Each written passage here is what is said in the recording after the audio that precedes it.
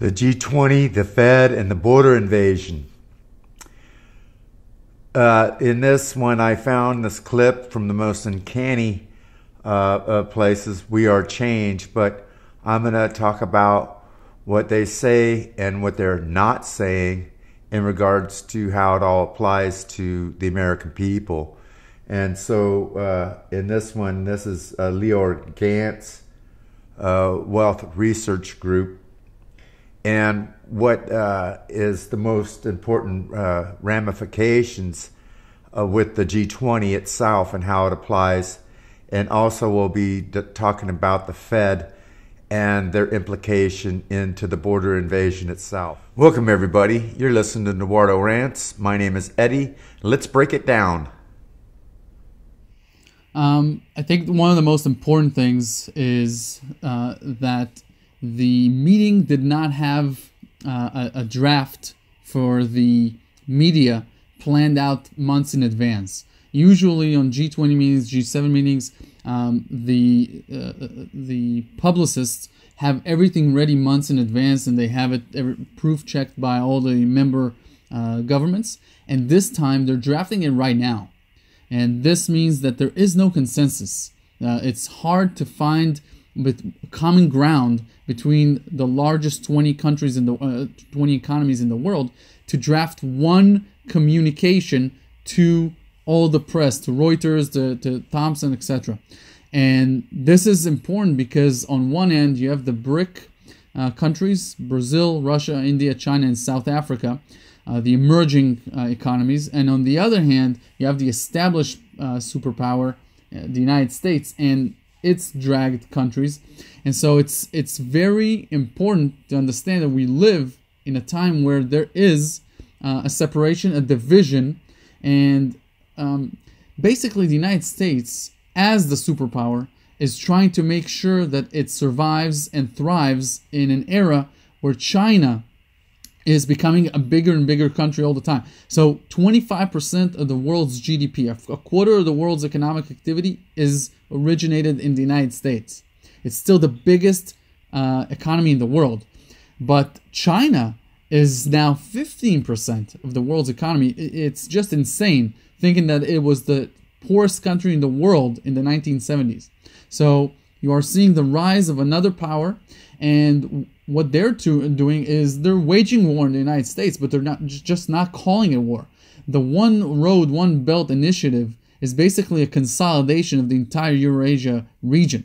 This is how China moves resources, moves troops, changes alliances, changes diplomacy, changes everything about the world using an economic incentive. So our world right now, it looks like World War II was the peak of physical wars, invasions. There are far less invasions today in the world because you can't physically do that so easily. It's just so much liability and a problem. Wars are waged right now economically. Countries are trying to break other countries' currency and alliances. And this is what a trade war is about. You're trying to make sure that your country has better prospects for the future by eliminating other countries from the alliances, from groups of trade, for changing the way that economies work. And this is what happened. This is the fate of this G20 meeting. Whatever the U.S. and China can do, obviously they're both trying to prevent an all-out war or a cyber war or something that's very traumatic, because obviously you've seen the studies as much as I have. In the United States, if you cut out the power for 5 days in any major city, it's done. 5 days is all it takes to break society down completely. So you don't want anyone tapping into your grid, anyone doing anything to interrupt your daily lives. And this is something that can easily happen. Both countries have the weaponry, the spyware, everything like that to create these sort of crises. So they're trying to avoid this, but it's not that easy. The United States is a country that thinks in one way, and Chinese people think in a very different way. And for them to come together and agree, it could take years. And this is what I think the media is not telling you. The media is telling you that Trump and the Chinese will all want you to have a Merry Christmas, and the markets can rally into 2019. But honestly, the best performing asset of 2018 has been the U.S. dollar.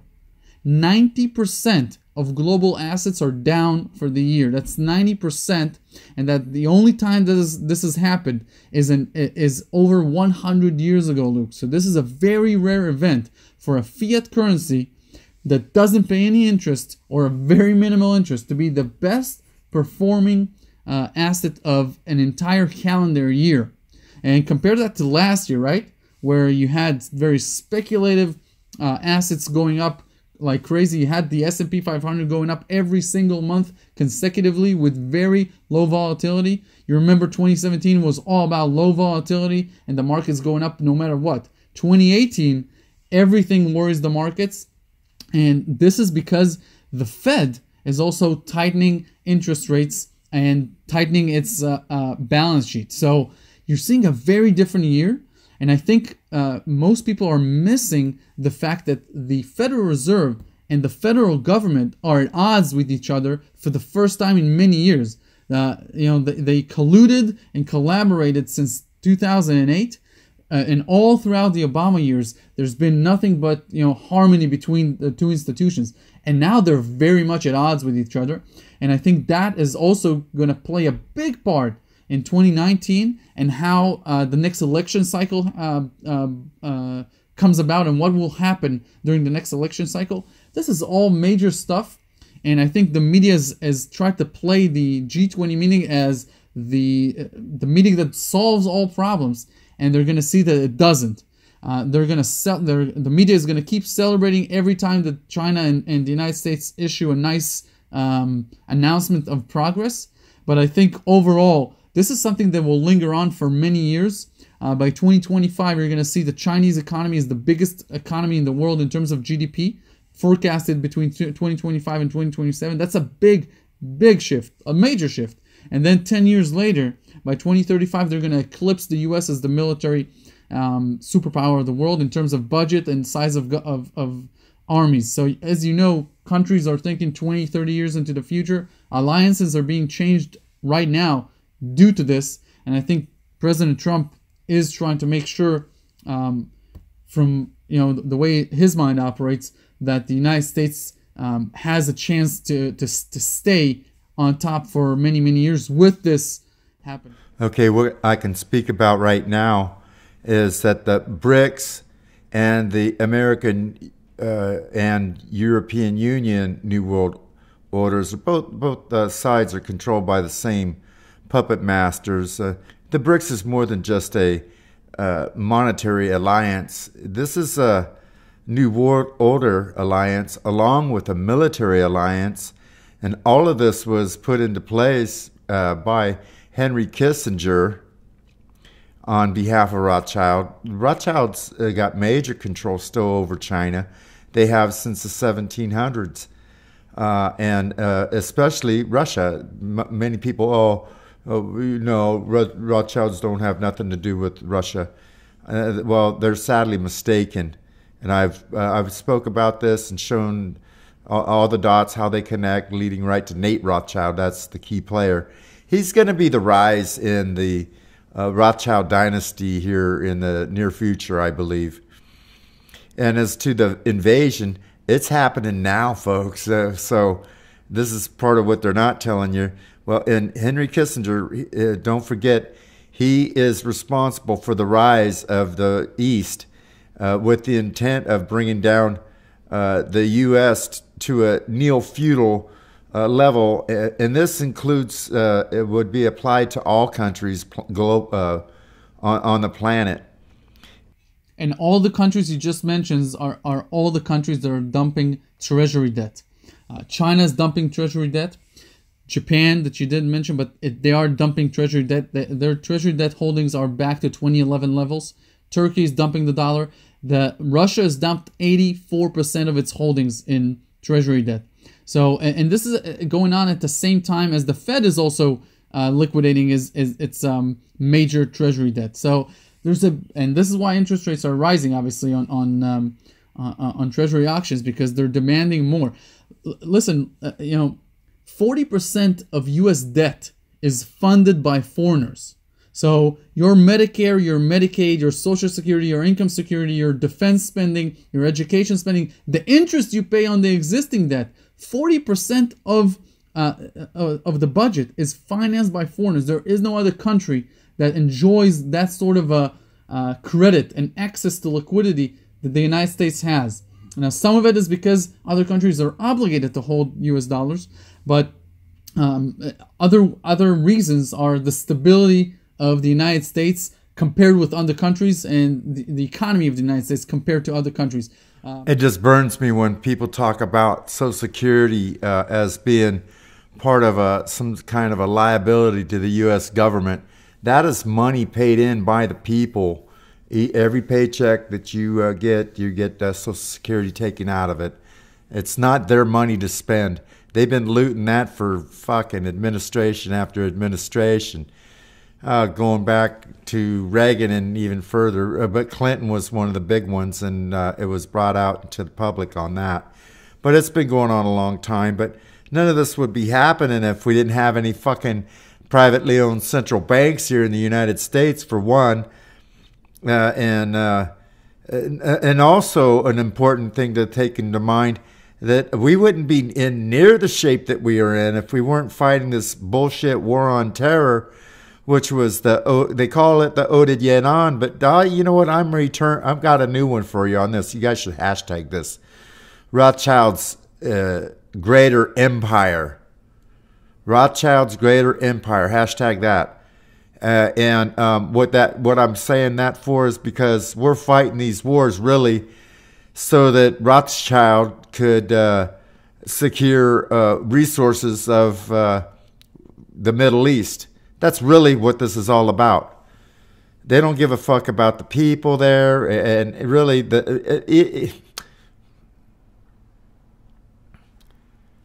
if you look at Iraq, Syria, there's questionable things about Iran, but mainly that whole area.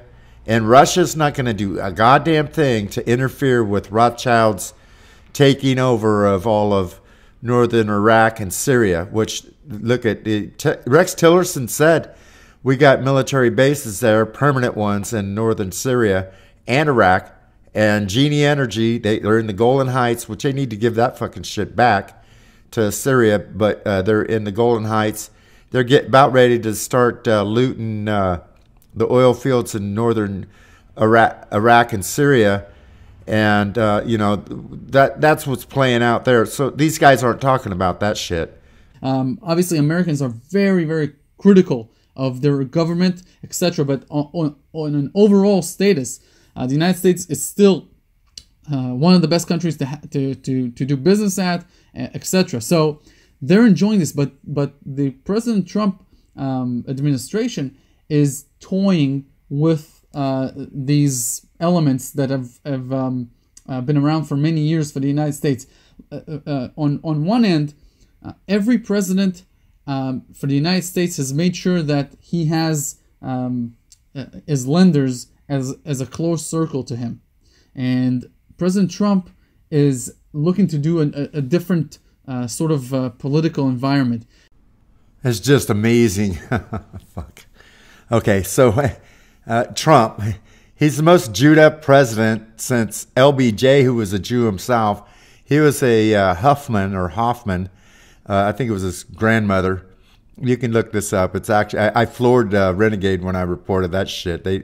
Nobody knew that stuff. But not only did Trump have a long list of 9/11 criminals in his campaign team, but also the Wall Street and Jew bankers and Russian mafia, along with Rothschild Inc.'s New York manager, Wilbur Ross, who all tell him what to do. You can trust me on this. I've been reporting on that shit and connecting those dots a long time. Nobody's going to tell you this shit, and especially this gatekeeper Lou Radowski and We Are Changed. But let's continue. He's not so much looking to get other countries to back the US dollar by buying treasury debt. He's more looking for a fair trade agreement so that jobs and and the economy doesn't go and gets outsourced even more. He's trying to bring manufacturing home. This has an unintended consequence of other countries saying, maybe I should align with other countries and not the United States. Maybe I should finance U.S. debt that easily, or for these rates that I've been willing to accept for many years. And so this is why I think a major problem for the U.S. dollar is coming. And since your audience, I know they're very sophisticated, I've listened to many of your shows, we created a special report on this at wealthresearchgroup.com/attack and wealthresearchgroup.com/drama, because I think most people need to understand that the next election cycle and the next decade between 2020 and 2030 is going to be all about the fact that the United States would have to fill in their trillion-dollar deficits from printing currency outright, something that they've not done at any point since the Federal Reserve was founded. So which should have happened by bare minimum by the Great Depression, which was caused by the bankers. And actually, if you go and look up the history of Rothschild's central banks in America, every one of them crashed the economy of the people. The first charter, the second charter, I think the second charter ended in, 1836. Andrew Jackson was the one that actually defeated the banks. You guys know the story. But that should have taken place bare minimum during the Great Depression, because once again they were up to their shit. But now they have their hooks so entrenched into our country, and these guys have grown in power immensely as a result of it. And like I say, you got to go after the head of the snake, folks. There's more to come, so stay tuned in this.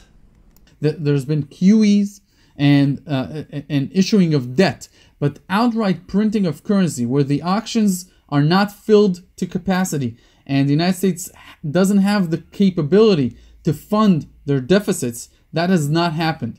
The United States hasn't had to deal with that sort of a crisis, and that will put immense constraints on the dollar.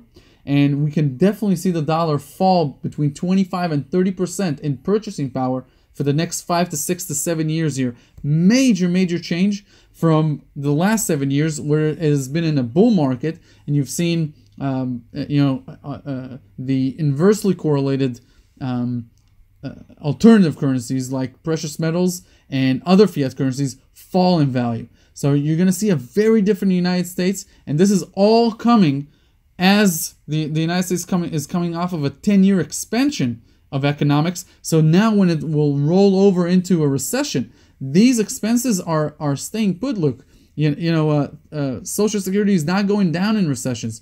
Income security is not going down in recession. It goes up. Defense spending is not going to change. In fact, it's projected to go up and up in this arm race with China. So funding these deficits is going to be a very big problem, and this is the war. This is the war. When other countries are convinced by China to not buy treasury debt, this is the war. This is where you destabilize a country. This is how populism, as you're seeing in Paris right now, comes to the United States. This is how the price mechanisms are being unbalanced. Just like with the riots in France. That's intended consequences of this invasion of Europe. This is well thought out. That was well planned, well funded. UN, HRC, UNICEF, the Jew money. That means all of the banks involved, all of them. The Rothschilds are neck deep in all that shit. It's part of their plan to tear up the globe, or planet, if you're a flat earther. At any rate, that same thing is intended here. The enormous strain that will happen as a result of this invasion from these Southerners is going to be so immense that our country will not be able to handle it at all. And so with these guys not mentioning the impact of that, just, it's the same story I talk about all these guys in the independent media. Nobody's giving you the straight scoop. So, and that's what I want to do for you folks. So anyway, we're going to come to an end here in a few minutes. So let's trudge forward. This is how problems happen. And this is why Ray Dalio, the world's largest hedge fund manager, is saying that this time resembles the 1930s because of the rise in populism. Now, populism makes stock markets crash. It makes wages go very stagnant for years. And this is part of the problem in Paris. And I can talk about what the Fed chairman just said, which is just unprecedented for a Fed chairman to say what he said, because it shows how these central planners believe that they got it all figured out. Because the recovery happened for the billionaires, for the millionaires, but it just didn't happen for the mainstream person. It just didn't happen for the average person. So when you hear the media saying the economy is booming and all that sort of language, some people, tens of millions of people don't understand what the media is talking about because it didn't reach them personally. And I think this is important. Many people lack financial education and lack the opportunity to invest and save in the right way because the media is just brainwashing people in the wrong way. And if you don't take action, and if you don't have time even to take action, then you're going to be part of this world of stagnant wages that the Federal Reserve is gunning for. And this is what I think is most important, Luke. The Federal Reserve banks are gunning to keep wages stagnant. They do not want rising wages in the United States. It couldn't be more clear after Fed Chairman Powell, what he said last Wednesday. He said, "We have found the formula to keep inflation low, unemployment low, and stagnant wages." That's a direct quote. And so what they want is an economy that has many more people employed, and therefore stagnant wages, and they think they found a way to keep this all at bay with low inflation, which is very, very terrifying because this is like saying this time is different. Well, bingo. I guess that answers the question of what I've been saying all along. They're going to turn this place into a shithole, low wages, neo-feudalism. That's a good way to look at it, folks. And also, it is a multi-layered agenda, this whole border invasion. This actually could be applied directly to that right now. The Fed in on it as well. And I've been saying that actually all along. All the banks are in on it, just like they were in the European invasion. You guys, if you haven't seen my earlier report, especially the earliest ones, I actually show you the rat lines, all of how this mirrors identically to the European invasion. And so now we got it from a little bit of a different angle, looking at the financial aspects of it. So I'm kind of glad, even though this is a shitbird guy, not this Leo or however you say his name necessarily, but the We Are Change aspect of it.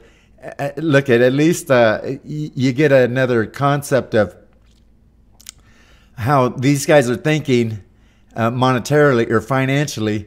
And and you know what? I find it's an application to this whole border invasion. So anyway, you guys, the drill. Watch, like, share, subscribe. Go to my BitChute channel. You guys got to get used to going over there because there's no telling how long they're going to allow me to stay on this YouTube. Anyway, with that, I'm going to leave it there and catch you in the next report. Thanks for watching. Wardo out.